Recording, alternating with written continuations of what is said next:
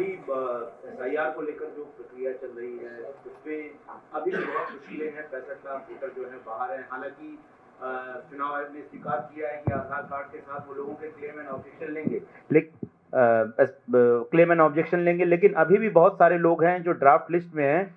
क्या उनको 12वें दस्तावेज के तौर पर आधार स्वीकार किया जाएगा, नहीं किया जाएगा, इसको लेकर बहुत अनिश्चितता बनी और समय बहुत कम बचा है, क्योंकि 1 सितंबर के आसपास ड्राफ्ट रोल जो है वो प्रकाशित किया जाएगा। ऐसे में कांग्रेस समेत तमाम पार्टियां उन सभी योग्य वोटरों को जोड़ने के लिए किस तरीके से अपनी लड़ाई को मजबूत करेगी, और खास करके तमाम दलों ने ये बातें रखी जो इंडिया गठबंधन के साथ जुड़े हैं कि खास करके वो लोग जो बाहर काम करते हैं, उनके जो ठेकेदार हैं, वो जाति के नाम पर, गरीबी के नाम पर उन लोगों पर दबाव बना रहे हैं कि अगर वो लोग क्लेम एंड ऑब्जेक्शन फाइल करने जाते हैं तो उनको नौकरियों से निकाल दिया जाएगा। और यही वजह है कि चुनाव आयोग का जो आंकड़ा आ रहा है जिसमें क्लेम एंड ऑब्जेक्शन 0 दिखाई दे रहा है, उसके पीछे भी तमाम जो राजनीतिक दल है वो शक जता रहे हैं। बिल्कुल, इस सब को हम पूरा इंडिया अलायंस बहुत गंभीरता से स्टडी भी कर रहा है। उनके सपोर्ट में जो भी हम कर सकते हैं हम तैयार हैं। ये यात्रा भी इसीलिए निकाली जा रही है कि लोगों में अवेयरनेस आए। और मैं तो चुनाव आयोग के अधिकारियों से भी आग्रह करूंगा, आपकी लंबी नौकरी है, किसी एक राजनीतिक दल के दबाव में इतने भी ना आ जाए कि आपकी नौकरी खराब हो जाए। आपके घर में आपकी अगली पीढ़ी आपको सवालिया दृष्टि से देखे, साहब क्या कर रहे हो आप। लोगों का हक छीनने का किसी को हक नहीं मिलता।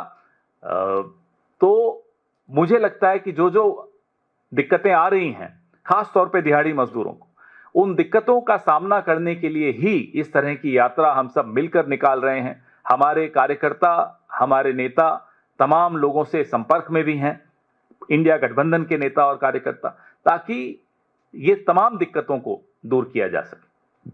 सर, एनसीईआरटी ने इसी मुद्दे पर रहिए पहले, ये महत्वपूर्ण है। आपका वोट छीन जाएगा तो एनसीईआरटी क्या रहेगी, फिर इसके बाद कर लेंगे। इसमें यात्रा में पहले जब भी भारत जोड़ो यात्रा जब हुई तब हमने देखा कि जिन जिन राज्यों से वो होके गुजरी थी वहाँ पे प्रोमिनेंट पॉलिटिकल लीडर्स ज्वाइन किए थे। तो क्या बिहार में यात्रा के दौरान अलग अलग राजनीतिक दलों के नेता और खासतौर पे इंडिया गठबंधन के नेताओं की भागीदारी कैसी होगी? बिल्कुल है, आप आएंगे, कुछ तो सरप्राइज एलिमेंट रहने दीजिए, लेकिन तमाम हमारे जो वरिष्ठ नेता इंडिया अलायंस के बिहार से संबंधित हैं वो सब आएंगे, जुड़ेंगे और अपनी बात रखेंगे, लोगों की बात सुनेंगे, जैसा कि आपने भारत जोड़ो यात्रा में देखा। और खास तौर पे वोट के अधिकार को कैसे बचा के रखें, क्योंकि वोट का अधिकार तो पहला हमला है जो छीनने का, उसके बाद आपके जीवन का अधिकार, आपके अस्तित्व का अधिकार, आपकी पहचान, आपके लाभ योजनाओं से जो मिलते हैं वो तमाम पर एक हमला बोला जा रहा है। उसको रोकने के लिए हमारे तमाम नेता संपर्क साधेंगे आम नागरिकों से, वोटरों से, लोगों से। पवन जी, जो वोट चोरी का आरोप कांग्रेस लगा रही है बीजेपी, क्या इसके लिए कांग्रेस दोषी नहीं है? कांग्रेस एक समय होता था जब परिपाटी थी, वोटर लिस्ट चेक किया करते थे हर बूथ पे। कांग्रेस ने वो परंपरा छोड़ दी, बीजेपी को मौका मिला। अब वोट चोरी का आरोप या वोट अधिकार बचाने की जो यात्रा हो रही है, क्या कांग्रेस की गलतियों की वजह से नहीं प्रॉब्लम खड़ी हुई है? वोट ठीक सुचारू ढंग से चुनाव की प्रक्रिया हो जाए, ये जिम्मेदारी किसी राजनीतिक दल की नहीं होती, ये चुनाव आयोग की होती है। ये कह देना, मैं समझ गया, ये कह देना कि साहब आपकी जिम्मेदारी, हम अपनी जिम्मेदारी निभा रहे हैं, उसके बावजूद अगर अचानक हेरफेर हो जाए वोटर लिस्ट में। आपने देखा राहुल गांधी जी की 7 अगस्त की प्रेस वार्ता, किस तरह से एक एक पते पर 80 नाम, ये सब जिस तरह से किया जा रहा है, वो कोई राजनीतिक दल उसकी जिम्मेदारी नहीं ले सकता। हमें तो आप प्रिंटेड फॉर्मेट में देते हो लिस्ट, हम मशीन रीडेबल लिस्ट मांग मांग के थक गए, हमें नहीं मिली। जब आप हमें लिस्ट ही नहीं दोगे तो आप क्या उम्मीद करते हो कि हम कैसे आपकी चोरी पकड़ लें? फिर भी हमने पकड़ी। अभी हमने सिर्फ एक विधानसभा क्षेत्र की चोरी पकड़ी, उसमें भी हमें 4 से 6 महीने लगे। अनुराग ठाकुर आए थे उस दिन, 6 लोकसभाओं का आंकड़ा वो कैसे ले आए?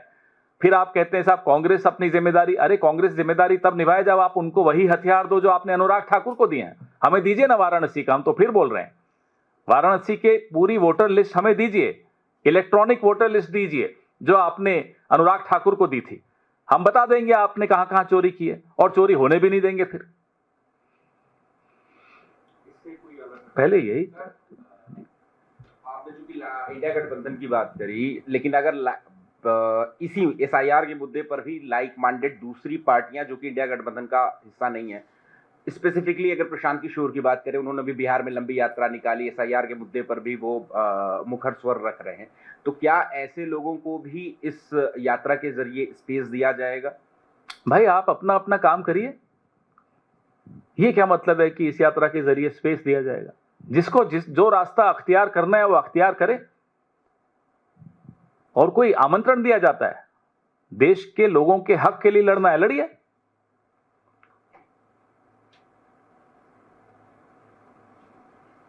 जी थैंक यू। जरूरी सवाल इसी के बारे में है? नहीं सर, इससे हट कर सर, दरअसल 14 अगस्त पार्टीशन हॉरर इस नाम से एक मॉड्यूल रिलीज की गई थी एनसीईआरटी द्वारा, जिसमें sir partition culprits of partition कौन है इसको हाईलाइट किया गया था, जिसमें 3 एलिमेंट्स दिए गए हैं। पहला सर बताया गया है कि किस तरह से Jinnah demanded about partition, Congress accepted it and Mountbatten implemented it, ये मेंशन है। साथ ही साथ नेहरू जी का कोट भी दिया गया है, कहा गया है कि partition was bad but necessary to avoid civil war. ये उनके स्पीच 1938 मैंने तो देखा नहीं, इसलिए अगर आप नहीं खोल के रखिए मोबाइल, दिखाइए जरा मुझे, क्या 1938 का जिक्र है? देखिए ना, 1947 मैं पूछ रहा हूं 1938 डेट है या नहीं है? नहीं है। पार्टीशन के इतिहास में 1938 बहुत महत्वपूर्ण तारीख है। आप पूछिए क्यों है महत्वपूर्ण, तो गुजरात में साबरमती के किनारे हिंदू महासभा का राष्ट्रीय अधिवेशन हुआ था, जिसमें यह स्पष्ट तौर पे कहा गया था कि हिंदू और मुसलमान एक देश में नहीं रह सकते। 1938। आइए आगे, 1940 क्या यह है मॉड्यूल में? 1940 में इसी जुगलबंदी को आगे बढ़ाते हुए लाहौर अधिवेशन में, मुस्लिम लीग के लाहौर अधिवेशन में जिन्ना ने यही बात दोहराई थी। 1938 में सबसे पहले हिंदू महासभा ने यह बात रखी थी, 1940 में जिन्ना ने वो बात दोहराई थी। अब आइए 1942 में, मैं दावे के साथ कह सकता हूं कि यह तारीख भी नहीं लिखी होगी, है क्या? 1942 में क्या हुआ था ये लिखा है, अलायंस की सरकार बनी थी, लिखा है, हिंदू महासभा और मुस्लिम लीग की सरकार बनी थी। जब भारत छोड़ो आंदोलन का आह्वान हुआ, कांग्रेस ने तमाम प्रोविंशियल असेंबली से इस्तीफा दिया सड़क पर उतरने के लिए। उस वक्त हिंदू महासभा और मुस्लिम लीग ने गठजोड़ किया, गठबंधन किया, सरकारें बनाई, एनडब्ल्यूएफपी में, बंगाल में, सिंध में, और सिंध असेंबली में पार्टीशन का प्रस्ताव पारित हुआ। गठबंधन की सरकार थी, हिंदू महासभा और मुस्लिम लीग की। लिखा है क्या उस मॉड्यूल में एनसीईआरटी में? आग लगा दीजिए इस किताब को अगर यह सब नहीं लिखा है तो। यह है हकीकत, यह हिंदू महासभा और मुस्लिम लीग की जुगलबंदी से पार्टीशन हुआ है। इतिहास के अगर सबसे बड़े विलेन कोई हैं तो राष्ट्रीय स्वयंसेवक संघ है। पीढ़ियां उनको माफ नहीं करेंगी जो उनका योगदान रहा है। मुखबिरी करते हुए उन्होंने अपने 25 साल उस वक्त के गुजारे, और उस मुखबिरी में जुगलबंदी और की मुस्लिम लीग के साथ, जिन्ना के साथ। गए थे अडवाणी जी जिन्ना की मजार पर सजदा करने, शुक्रिया अदा करने। इसलिए जिस तरह से संस्थाओं में ये हस्तक्षेप करके इतिहास को तोड़ मरोड़ रहे हैं, हम कोई चुप बैठने वाले हैं? क्या ये इतिहास के पन्ने हटा सकते हैं, ये वाले 1938 वाले, 1940 वाले, 1942 वाले? जी सर, एक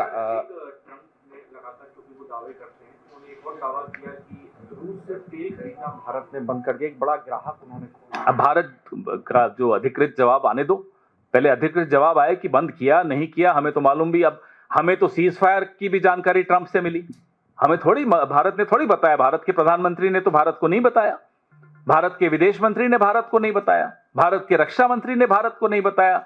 डोनाल्ड ट्रंप हमें आकर बता रहे हैं कि भाई सीज फायर हो गया। हम गूगल करके देख रहे हैं कि हमारा प्रधानमंत्री कोई डोनाल्ड ट्रंप तो नहीं बन गया, मालूम पड़ा नहीं बना। तो अब भी डोनाल्ड ट्रंप हमें बता रहे हैं कि साहब हमने रूस से तेल खरीदना बंद कर दिया। मुझे तो आपसे मालूम पड़ा, आपको डोनाल्ड ट्रंप से मालूम पड़ा, हो सकता है डोनाल्ड ट्रंप को रूस से मालूम पड़ा हो, हमें नहीं मालूम पड़ा। सर, उपराष्ट्रपति पद के चुनाव के लिए इंडिया गठबंधन या कांग्रेस की तरफ से कोई उम्मीदवार कब तक अनाउंस किया जाएगा, किसे अनाउंस किया जाएगा या अनाउंस भी किया जाएगा कि नहीं? धनखड़ साहब का पता चला कहां है? मिल नहीं रहे ना, सुना फोन भी नहीं उठाते। सही वक्त पे इसका भी जवाब देंगे। सर, एक सवाल, चूंकि राहुल गांधी की भविष्यवाणियों और आशंकाओं को लेकर कई बार ये हुआ कि उनकी बातें सच साबित हुई। 2016 में जीएसटी इम्प्लीमेंटेशन के वक्त उन्होंने कहा था कि जो स्लैब रेट है वो अनुचित है और जीएसटी की ऐसी जटिल प्रक्रिया जिसने भारत के व्यापारियों को मुश्किलों में डाला है। अब प्रधानमंत्री ने जो घोषणा की है कि अब स्लैब रेट जो है वो बदला जाएगा, हम तोहफा देंगे, तो उसके बाद फिर से राहुल गांधी की वो इस बात साल जो है ये 11वां साल है मोदी का। हर साल राहुल गांधी जी की एक बात सही साबित हुई, लगभग 1 दर्जन बातें उनकी सही साबित हुई। प्रधानमंत्री मोदी हैं, सलाह राहुल गांधी की चलती है, प्रेडिक्शन राहुल गांधी की सही साबित होती है। ये किस तरह की सरकार चला रहे हो? और अब इतने दबाव में आ गए हैं कि अब राहुल गांधी जी जो कहेंगे, कांग्रेस पार्टी जो कहेगी, विपक्ष जो कहेगा, ये लागू करेंगे। इतने हिले हुए हैं ये लोग आज की तारीख, क्योंकि इनकी चोरी रंगे हाथों ये पकड़े गए। विदेश नीति में फ्लॉप, आंतरिक सुरक्षा में फ्लॉप, अर्थव्यवस्था में फ्लॉप, सरेआम। मैं देश की बेइज्जती नहीं मानता, क्योंकि देश को इन्होंने अपने आप से अलग रखा है, अपनी छवि को ही निखारते रहे। ये पूरे विश्व में भारत के प्रधानमंत्री की छवि मिट्टी में मिल चुकी है। आज प्रधानमंत्री एक लेम डक प्राइम मिनिस्टर हैं।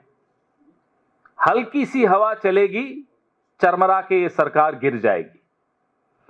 और अब आंधी आ रही है, हवा तो बहुत पुरानी बात हो गई जी। हो गया, अब 1-on-1 नहीं होगा, मेरी फ्लाइट है, सासाराम जाना है, इसलिए जो सवाल हो अभी पूछ लो। Thank you. अभी इतनी जल्दी क्या है? अभी तो वो लोग तय नहीं कर पा रहे उनका वाइस प्रेसिडेंट होगी, वो तय नहीं कर पा रहे हैं अभी। आरएसएस कुछ और चाहती है, नायडू जी कुछ और चाहते हैं, नीतीश बाबू चाहते हैं या नहीं चाहते हमें नहीं मालूम। बीजेपी में भी 2-3 अलग अलग ग्रुप्स बन चुके हैं। नड्डा जी कह रहे हैं कि भाई मेरे को आप कब तक एक्सटेंशन में रखो, मुझे भेज दो। फिर वो देखते हैं धनखड़ साहब गायब हो गए तो वो डर जाते हैं। तो पहले उन्हें तो तय करने दीजिए क्या करने वाले हैं वो। प्रधानमंत्री ने कल आरएसएस को एनजीओ बताया, बड़ी तारीफ की, उसको लेकर कहाँ है रजिस्ट्रेशन सर्टिफिकेट? दिखाइए। एनजीओ का तो रजिस्ट्रेशन सर्टिफिकेट होता है, दिखाइए कहाँ है, कहाँ है खाते उनके, दिखाइए। भगवान इस समाज और इस देश को ऐसे एनजीओ से बचाए जिसने पहले 25 साल मुखबिरी करते हुए गुजारे, अगले 25 साल तिरंगे और संविधान का अपमान करते हुए गुजारे, उसके अगले 25 साल मंदिर और मस्जिद को लड़ाने में बिता दिए, और अब पिछले 25 साल दलितों, आदिवासियों, वंचितों, अल्पसंख्यकों, पिछड़ों के हक छीनने में निकाले। ऐसे एनजीओ को जितनी जल्दी हो सके बंद हो जाना चाहिए, और ये होगा। ये क्या कह रहे हैं कि आप चलाओ, ये भाई वो कह रहे हैं वीडियो अब ठीक ढंग से चलेगा। सर, आप ये कह रहे हैं कि आरएसएस क्या है उसकी उपयोगिता? इस देश में सिर्फ वैमनस्य और नफरत पैदा करने के अलावा इस एनजीओ, तथाकथित एनजीओ ने किया क्या है? इतिहास इनका संदिग्ध रहा है। महात्मा गांधी की हत्या में इनकी संदिग्ध भूमिका। हर जगह आपको जहां लगेगा कि देश के खिलाफ कुछ हुआ है, आरएसएस की संदिग्ध भूमिका दिखेगी। राष्ट्रीय संदिग्ध संगठन चलाइए। लेकिन आप क्या कह रहे हैं कि अगर इंडिया गठबंधन की सरकार आएगी तो आरएसएस के अरे रजिस्टर तो कराएं, दिखाएंगे हम, इनको रजिस्टर कराना पड़ेगा और तब देखते हैं रजिस्ट्रेशन होगी या नहीं होगी, होने दी जाएगी या नहीं होने जाएगी। इस तरह की गतिविधियों में ये शामिल रहे। अरे आने दीजिए, अभी बहुत कुछ होगा, बहुत कुछ होगा। सारे जवाब आज ही चाहिए क्या आपको?